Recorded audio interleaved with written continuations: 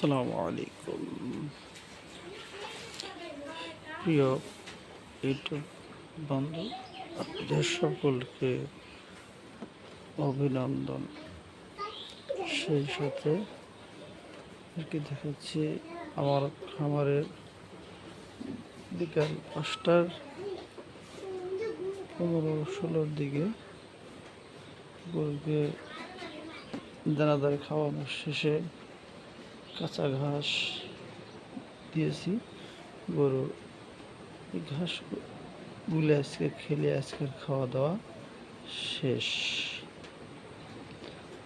এই ঘাস খাওয়ানোর পরই আজকের খাওয়া দাওয়া শেষ।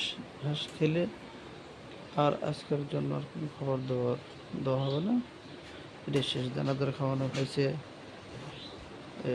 তারপরে ঘাসগুলি দানাদার খাওয়ানোর শেষে এখন কাঁচা ঘাস দিয়েছি।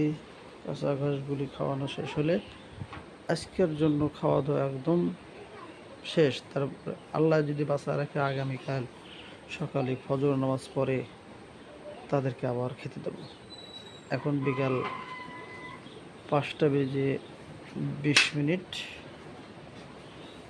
এখন বিকাল 5:20 আপনার দানাদার খাওয়ানো শেষ করে তারপরে আপনার যে প্রত্যেকটা গরুকে কাঁচা ঘাস দেওয়া হয়েছে।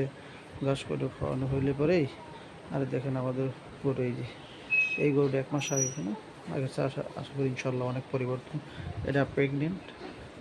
এদেরকে এই নিয়মিত দানাদার খাদ্য যে কাঁচা ঘাস খেয়ার নিয়মিত খাওয়ানোর কারণে আলহামদুলিল্লাহ আপনাদের দোয়ায় গরু অনেক পরিবর্তন। আশা করি সবাই আপনারা নিয়মিত যেটাই করবেন নিয়মিত খাবার দাবার কম দেন, ওটার সমস্যা নেই, কিন্তু নিয়মিত সব কিছু করবেন। নিয়মিত করলে আশা করি খুব ভালো হবে। এই দেখেন এই ঘাস করে খাওয়ানো হইলে পরেই আমার গরুর খাবার দাবার আজকের জন্য এখানেই সমাপ্তি ঘটবে ইনশাআল্লাহ। তারপরে আগামীকাল সকালে ফজর নামাজ পড়ে বাদ বাকি খাবার দাবার আবার দেওয়া হবে। তো সব কিছু হচ্ছে আপনি যেটাই দেন, ঘাস দেন, খ্যার দেন, সমস্যা নেই, নিয়মতান্ত্রিক থাকতে হবে। আপনি নিয়মটা ফলো করবেন।